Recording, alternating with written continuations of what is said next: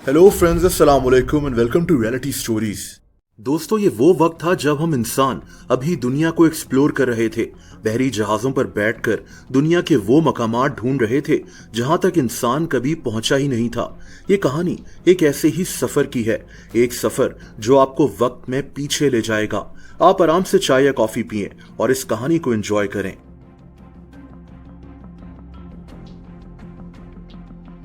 दोस्तों, ये सफर, ये एक्सपीडिशन एक आदमी सर जॉन बैरो का प्लान था।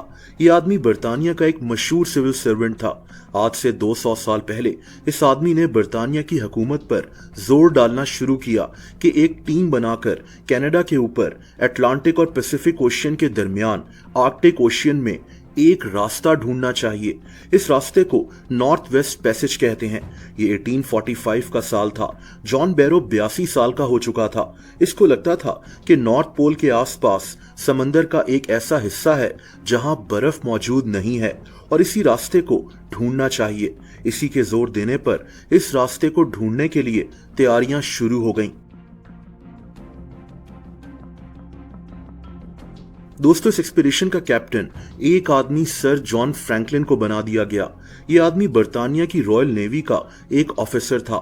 ये एक एक्सप्लोरर भी था जो पहले भी ऐसी एक्सपीडिशंस पर जा चुका था।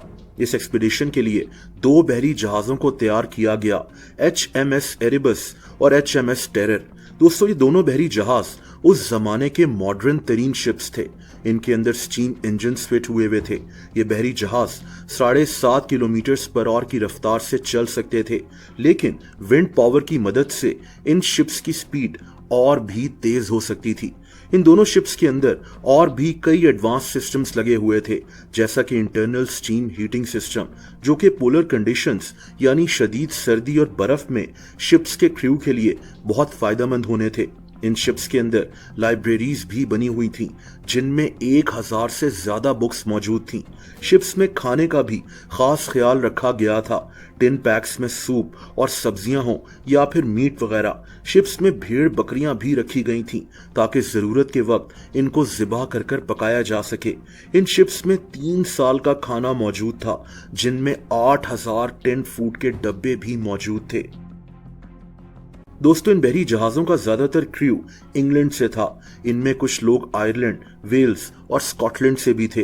बहरी जहाजों में टोटल 134 लोग मौजूद थे। दोस्तों, 5 मई 1845 को जॉन फ्रैंकलिन को इस सफर की सारी इंस्ट्रक्शंस दे दी गईं और 19 मई 1845 को ये दोनों शिप्स इंग्लैंड के एक गांव से इस सफर के लिए चल पड़े।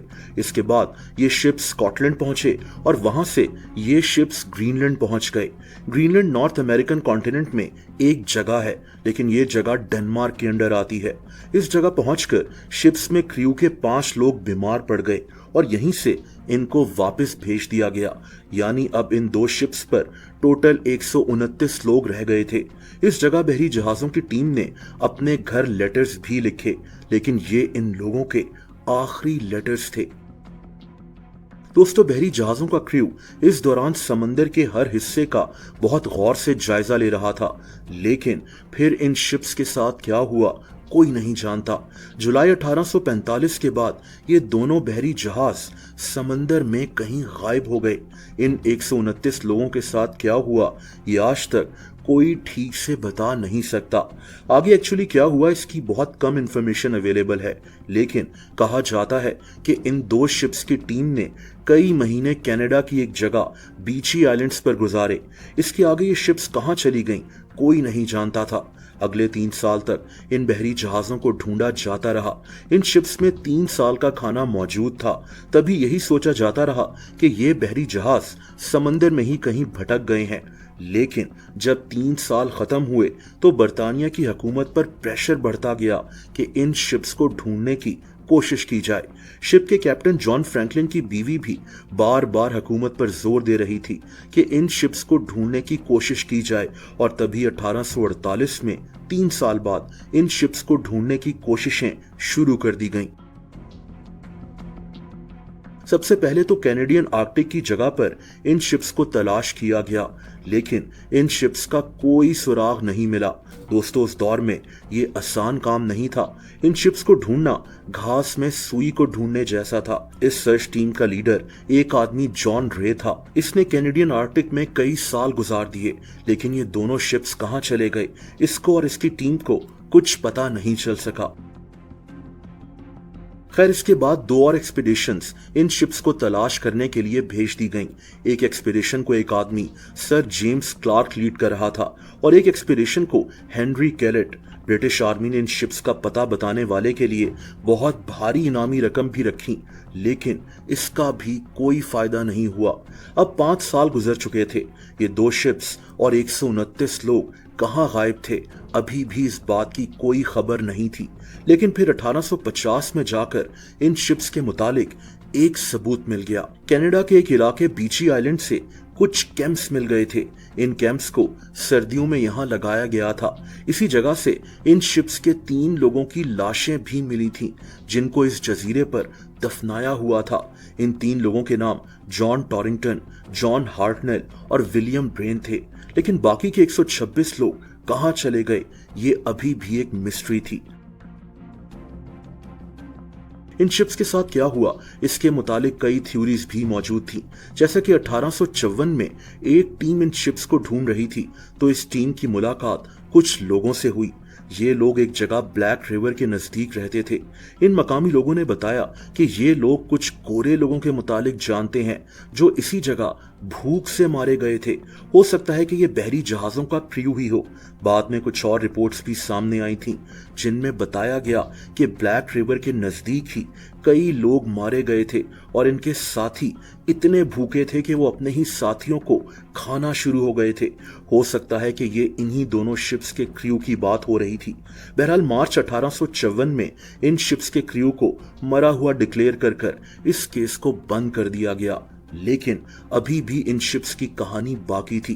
1857 में सर जॉन फ्रैंकलिन की बीवी ने खुद अपने शौहर को ढूंढने की कोशिशें शुरू कर दी। वही जॉन फ्रैंकलिन जो इस एक्सपीडिशन का कैप्टन था, जिसके नाम पर इस एक्सपीडिशन को फ्रैंकलिन्स लॉस्ट एक्सपीडिशन कहते हैं। इस आदमी की बीवी ने सफर की तैयारियां शुरू कर दी। इस एक्सपीडिशन को एक आदमी सर फ्रांसिस लियोपोल्ड लीड कर रहा था। ये लोग ब्लैक रिवर की उसी जगह पर गए जहां लगता था कि शिप्स के लोग भूख से मारे गए थे।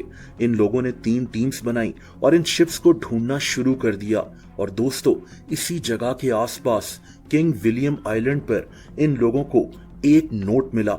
इस नोट पर 1847 और फिर 1848 में कुछ लिखा गया था, यानी इस नोट के 2 पार्ट्स थे। दोस्तों, नोट पर लिखा था कि सर जॉन फ्रैंकलिन यानी एक्सपीडिशन का कैप्टन 11 जून 1847 को मारा गया है और ये बहरी जहाज सितंबर 1846 को इस जगह पहुंचे थे। नोट में यह भी लिखा गया कि अब तक इस एक्सपीडिशन में 24 लोग मारे जा चुके हैं। इस नोट पर शिप्स के 2 सीनियर ऑफिसर्स के साइंस भी हुए थे। दोस्तों, इसी जजीरे पर इन लोगों को एक लाइफ बोट भी मिली थी, जिस पर 2 इंसानी खोपड़ियां मौजूद थीं। इस लाइफ बोट पर उस एक्सपीडिशन की कुछ चीजें भी मौजूद थीं। इस जजीरे से एक और इंसानी खोपड़ी भी मिली थी। यहाँ से कुछ खाने के केन्स भी मिले थे और कुछ कैंप्स भी मिले थे। कहा जाता है कि ये सब चीजें उन्हीं 2 शिप्स की थीं। इन सब चीजों को देखकर अंदाजा यही लगाया गया कि ये लोग भूख की वजह से मारे गए होंगे। लेकिन दोस्तों, फिर वो 2 बहरी जहाज कहां चले गए? उन लोगों के साथ असल में क्या हुआ था, ये अभी भी एक सवाल है। अगले कुछ सालों तक कुछ और छोटी छोटी एक्सपीडिशंस इन लोगों को ढूंढने के लिए जाती रहीं। इनको इस जजीरे यानी किंग विलियम आइलैंड से कुछ कब्रें भी मिली, कुछ कैंप्स भी मिले। इन शिप्स की कहानी ये समझी जाती है कि 1846 में ये शिप्स किंग विलियम आइलैंड के पास समंदर में बर्फ के अंदर फंस गई थीं और तभी ये लोग किंग विलियम आइलैंड में उतरने पर मजबूर हो गए। ये लोग 2 टीम्स में बट गए थे, लेकिन फिर ये भूख की वजह से मरना शुरू हो गए। बहरहाल इस एक्सपीडिशन की कहानी आज भी एक मिस्ट्री है, एक ऐसा सवाल जिसका कोई ठीक से जवाब नहीं दे सकता।